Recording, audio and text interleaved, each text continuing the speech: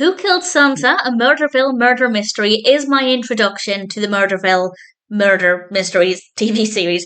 And that means that, one, I was very excited to see what it was like. Two, my perspective is probably very different compared with those who are actually a fan of the show.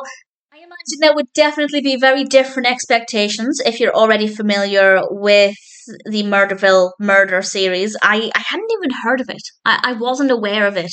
And it's a TV series called Murderville. And starting off with a festive film is not a bad way to get me interested. The big question is, do I actually want to go and watch the TV series? I will answer that at the very end. Who Killed Santa was released in 2022. It's directed by Laura Murphy, written by Krister Johnson and Kerry O'Neill, and we have a cast including Will Arnett and Jason Bateman, Maya Rudolph, Sean Hayes. Solid cast. And I was interested to learn that Bateman and Rudolph actually play themselves. They play versions of themselves. And from what my basic research tells me, by which I mean the description on IMDb, neither Bateman nor Rudolph had the script to this, so they don't know what's going to unfold, which is creative and well played out. I wouldn't have suspected that had I not had that knowledge going into it, which I guess is a good thing. The film is about a detective, Will Arnett's character, called Terry Seattle, and, well, somebody has killed this Santa Claus, and he has to try and solve the mystery. And it's different. I don't know if I liked it. As in, I don't know if I enjoyed it for what it is, or if I was just fascinated by the concept.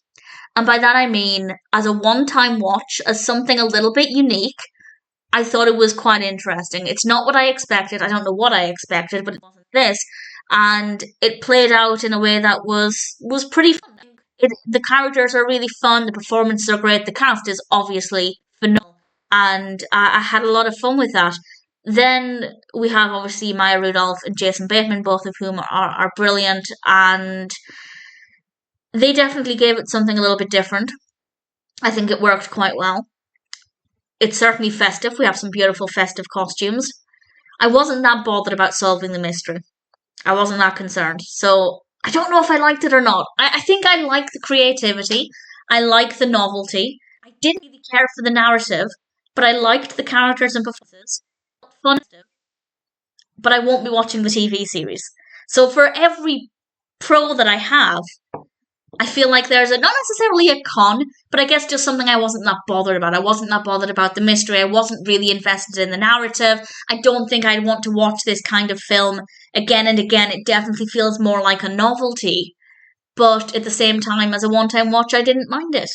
So I recommend it, but obviously, if you're a fan of Murderville, then I don't know if I recommend it or not, because your expectations will be very, very different. For information, it has 6.5 out of 10 on IMDb across 7.5 thousand reviews and ratings, and that's a pretty decent score. Seems to be well enough received. I thought it was different.